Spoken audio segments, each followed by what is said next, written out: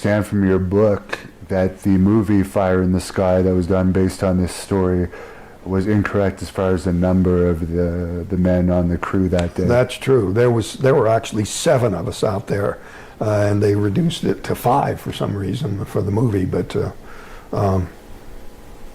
it was certainly not an embellishment, you know. And I heard you say too that it's often been told that you guys were tired at the time that you first saw the craft, but I guess you had just finished cutting, which is a very physical work, so you're Yeah, we were wide awake. We were really, pumped because of the recent hard physical labor, in the movie it made it look like we were drowsy or something, but we hadn't been driving very long. We were wide awake. Now in the movie, the hit was different too, right? When you were zapped, they didn't show that very well in the movie. Right, it was a single blast that just literally threw me through the air. And in the movie, they were afraid somebody would be reaching for their popcorn or something and miss it, because it was just a single blast. And that was just the way it was, So they dragged it out. The light came on, held the actor there and then finally tossed him back. But it was just much more abrupt than that. There was no membrane around you either. No membrane, nothing holding me down. Just my physical weakness, like I just couldn't move. What about a tool? In the movie it shows a giant metallic type of tool. I did grab an object off of the table there and swung at him. I didn't actually hit them. They weren't close enough to hit.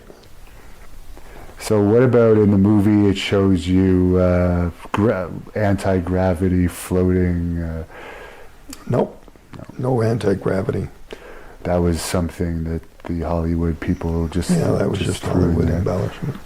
And I also read in your book that in the movie it shows that there's one detective, the main detective on the case, but in reality there's numerous detectives that were on this. Yeah. Found out later that the sheriff secretly was more believing than he wanted to let on. He had a lot of, he's an elected official, and he didn't want to seem like he was believing because, you're not supposed to believe these kind of things. But they had already been investigating cattle mutilations in the area. Now, is it true that the crew was fired? Because in the movie it shows that the crew was laid off or fired. Well, they actually were just too terrified to go back, So Mike didn't even try to get another crew, and he let the crew, the contract default.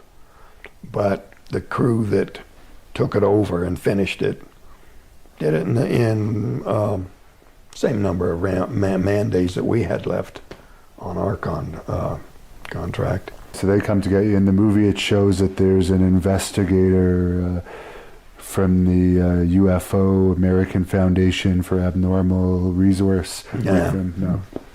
No, there had been some UFO investigators involved in the search, and they had measured high residual magnetism, but other than that, they weren't really involved until later. Is there anything that they omitted from the movie that you felt would have been really important to have in the movie? Oh, there were all kinds of things, as evidence, especially stuff that came about later. It was noticed that the trees had grown faster close to where the craft had come down.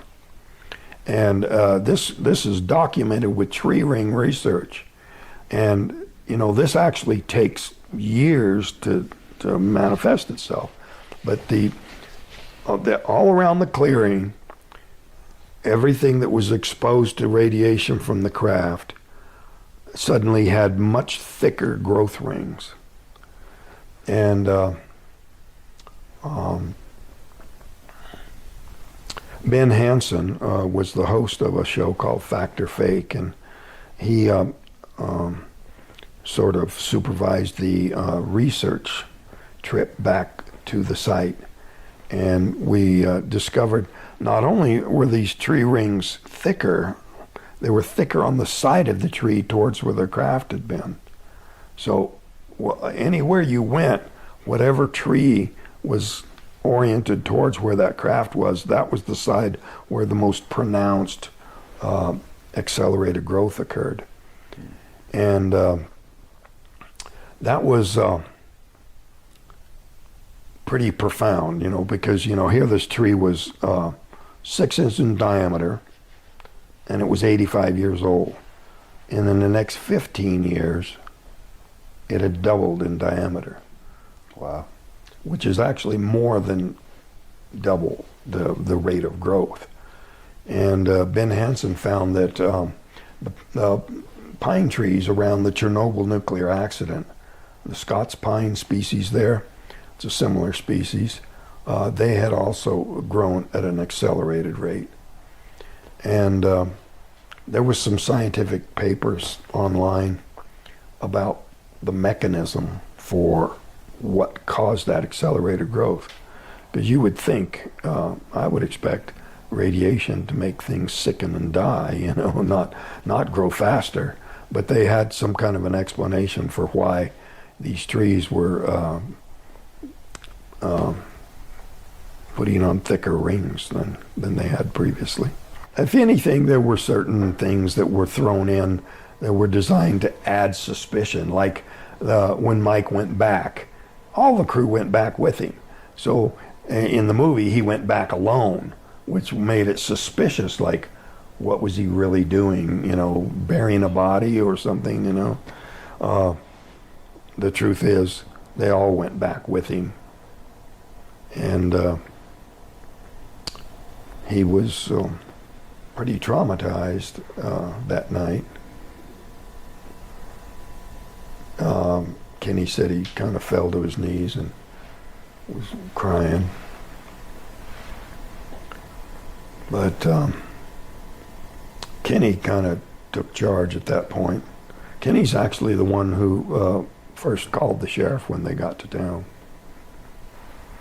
Kenny also was the one who was sitting in the truck next to where I was. So when I got out and left the door open, he was still sitting in the open doorway, and he's now developed skin cancer on this arm right here. Well, at what point were you approached about this story being made into a Hollywood movie? Well, at some point, Tracy Torme came to Snowflake and said, I'd like to write this into a movie. And so he was saying, what if those people out there, he was pointing outside the cafe there and saying, what if they could kind of experience it the way you experienced it, If it was dramatized and they could just kind of live it the way you guys lived it. And I said, yeah, And so that was my hope. Well, it fell a little short of that. It wasn't as accurate as it needed to be. So someday I hope to tell the whole story. A lot of the ins and outs of the investigation, I think, are important